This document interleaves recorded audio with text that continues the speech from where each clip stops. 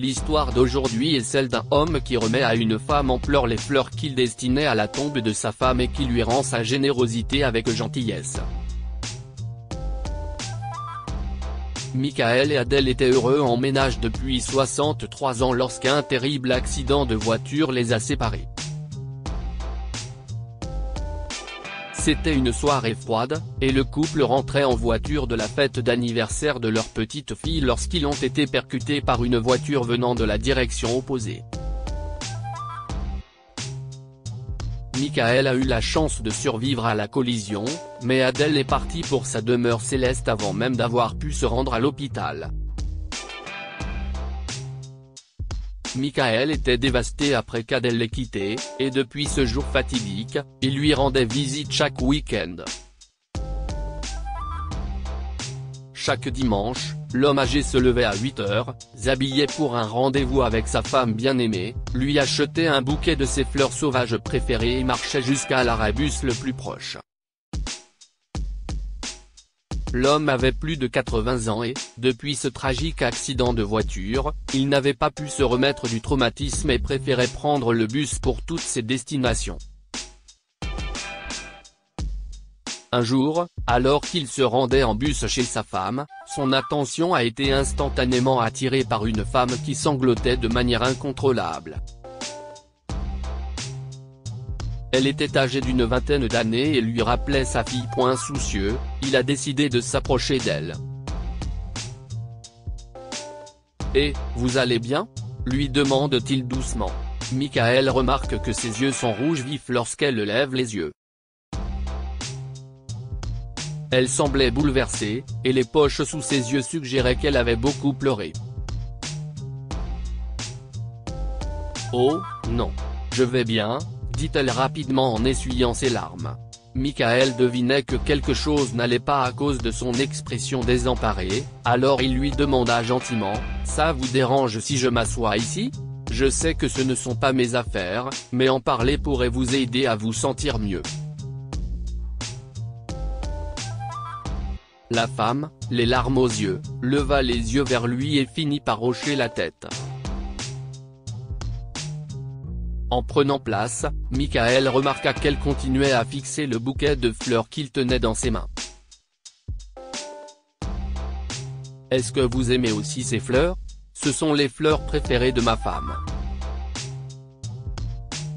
Je dois la rencontrer aujourd'hui. » Juste à ce moment-là, la femme éclata en sanglots une fois de plus.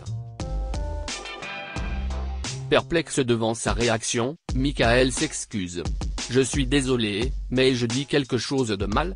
Non, ce n'est pas votre faute, » sanglote la femme. « En fait, si est mon anniversaire aujourd'hui. Je voulais que mon mari m'achète aussi un bouquet, mais il n'avait pas assez d'argent pour ça. Nous avons des difficultés financières, et les choses ne vont pas bien. » Michael examina le bouquet dans ses mains. Si tout ce qu'il avait chez le fleuriste, et personne d'autre dans la région n'avait ces fleurs. « Je devrais le lui donner ? Peut-être que ça l'aidera à se sentir mieux. » Mais Adèle adore ces fleurs. Il n'arrivait pas à se décider. La femme interrompt soudainement les pensées de Michael. « Je suis désolé, j'ai trop parlé. Merci de m'avoir écouté, cependant. Je me sens mieux. Oh, non, ce n'est pas un problème.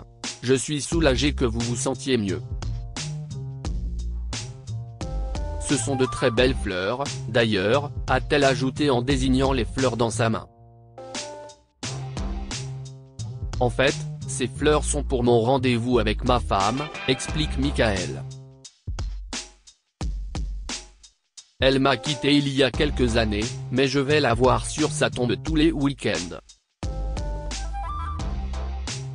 Donc si est presque comme un rendez-vous pour moi. Je n'avais aucune idée. Je suis désolé pour votre perte, » s'excusa la femme. Cependant, je dois dire qu'elle a effectivement beaucoup de chance. Très peu de femmes ont la chance de trouver un mari aussi dévoué. Honnêtement, je me considère plus chanceux parce que je n'aurais pas pu trouver une meilleure partenaire, a clarifié Michael. Adèle était ma vie. Je n'arrivais pas à y croire quand elle m'a quitté. Oh, j'aimerais pouvoir vous raconter toute l'histoire de notre rencontre, mais il semble que nous soyons juste arrivés à mon arrêt. J'espère vous revoir. Madame Claire Duncan. Vous pouvez m'appeler Claire. Merci pour ce merveilleux moment, Claire. C'était un plaisir de parler avec vous. Au fait, vous pouvez m'appeler Monsieur Collins, dit-il en souriant et en se levant pour partir. Oh, et vous savez quoi, vous pouvez les prendre, a-t-il ajouté en lui tendant le bouquet. Passez une merveilleuse journée.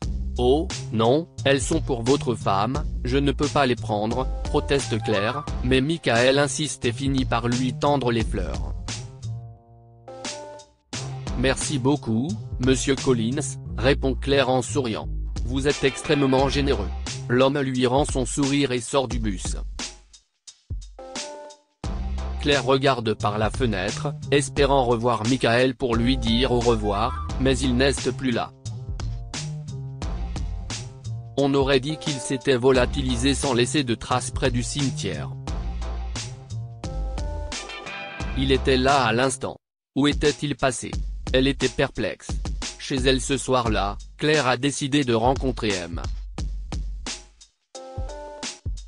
Collins le week-end suivant pour lui rendre sa générosité. Le dimanche venu, elle lui a préparé une tarte aux pommes et est allée acheter une petite plante à placer près de la tombe de sa femme. Elle se rendit au vieux cimetière et finit par trouver une tombe portant le nom de Collins.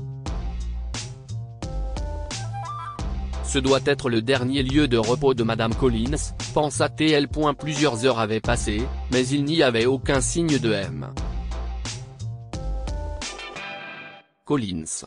Claire décida de planter la fleur qu'elle avait achetée et de laisser une note avec son nom et son adresse afin que si le vieil homme se sentait seul, il puisse la contacter et lui rendre visite un jour. Il s'avère que Michael ne s'est pas présenté ce jour-là car il était malade. Pendant près d'un mois, il n'a pas pu rendre visite à sa femme. Mais quand il l'a enfin fait, il a été ravi de voir des fleurs pousser près de sa tombe. Il a pensé que c'était un miracle que de si belles fleurs aient poussé près de sa tombe, puis il a vu la lettre que Claire avait laissée. Il a pris la note et a commencé à la lire. Bonjour, Monsieur Collins, commencez la lettre.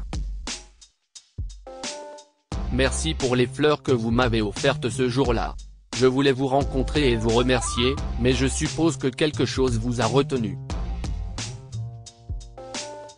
À partir de maintenant, vous n'avez plus à vous soucier de Madame Collins quand vous ne pouvez pas venir à votre rendez-vous. Je les ai plantées près d'elle pour qu'elle soit toujours entourée de ses fleurs préférées et ne se sente jamais seule. J'ai laissé mes coordonnées et mon adresse derrière cette note. N'hésitez pas à venir nous voir si vous vous sentez seul.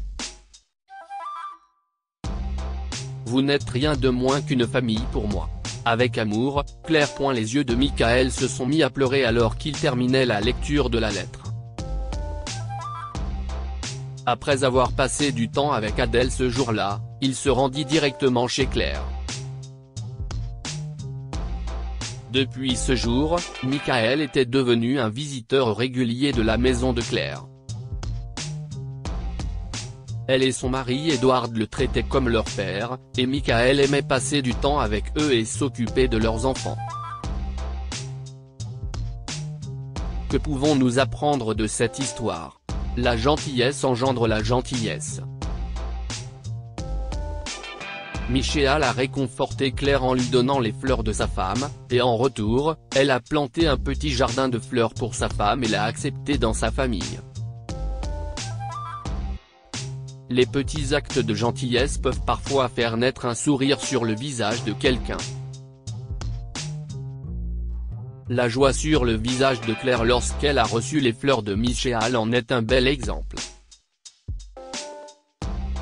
Lire aussi, histoire du jour, une femme de 60 ans trouve l'amour après des échecs sur internet. Cette histoire est inspirée par l'histoire d'un de nos lecteurs et écrite par un rédacteur professionnel. Toute ressemblance avec de véritables noms ou lieux est une pure coïncidence. Toutes les images sont utilisées uniquement à des fins d'illustration. Partagez votre histoire avec nous. Elle changera peut-être la vie de quelqu'un. Si vous souhaitez partager votre histoire, envoyez-nous un mail à info@amomama.com. Abonnez-vous à Amomama sur Google News.